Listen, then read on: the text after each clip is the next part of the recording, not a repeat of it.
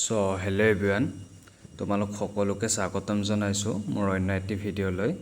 আজি আমি আলোচনা কৰিম তোমালোকৰ মেট্ৰিক ফাইনেল পৰীক্ষাৰ পেপাৰসমূহ কেনেকৈ কি লেভেলত সেট কৰে। যিকোনো আমি পৰীক্ষা দিবলৈ যোৱাৰ আগত পৰীক্ষাত অহা প্ৰশ্নবিলাকৰ সোৰ্স ক'ৰ পৰা কেনেকৈ আহে, কি ধৰণে সেট কৰে, এই সকলোবোৰ জনাৰ অত্যন্ত প্ৰয়োজন।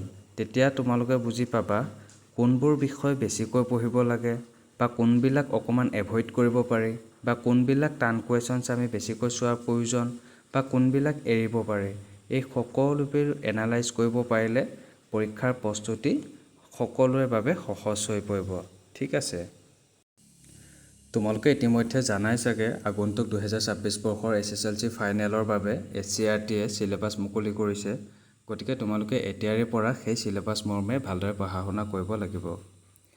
এতিয়া বাৰু আহোঁ আজিৰ আমাৰ মূল বিষয়টোলৈ। তোমালোকে স্ক্ৰীনত দেখিছা 10 to 20% difficult questions, 50% average questions and 20 to 30% easy questions আহিব। অৰ্থাৎ তোমালোকৰ 10 to 20% টান কুৱেশ্যনছবিলাক পাঠৰ শেষত থকা অনুশীলনীৰ প্ৰশ্নৰ পৰা ডাইৰেক্ট উঠাই নিদি পাঠৰ ভিতৰৰে আণ্ডাৰষ্টেণ্ডিং লেভেলটো চাবলৈ অকণমান টানকৈ কাটিব পাৰে। আৰু 50% এভাৰেজ কুৱেশ্যনছ যি আহিব, অৰ্থাৎ যিবোৰ বাৰে প্ৰতি পৰীক্ষাত ৰিপিট হৈ থাকে বা পাঠৰ একেবাৰে মূল বিষয়টোৰ প্ৰতি যিটো সহজতে ছাত্ৰ ছাত্ৰীসকলে উত্তৰ উলিয়াই লিখিব পাৰে। সহজ কুৱেশ্যনছবিলাকৰো একেদৰে ৰিপিটেড হৈ থকা কুৱেশ্যনছবিলাক বা পাঠৰ পাছফালে দিয়া যিটো প্ৰেক্টিছ কুৱেশ্যনছ সেইবিলাকৰ পৰাই ডাইৰেক্ট কাটি দিয়া হয়, যিটো একেবাৰে ছাত্ৰ ছাত্ৰীসকলে আনচাৰ উলিয়াই লিখিবলৈ সুবিধাজনক হয়।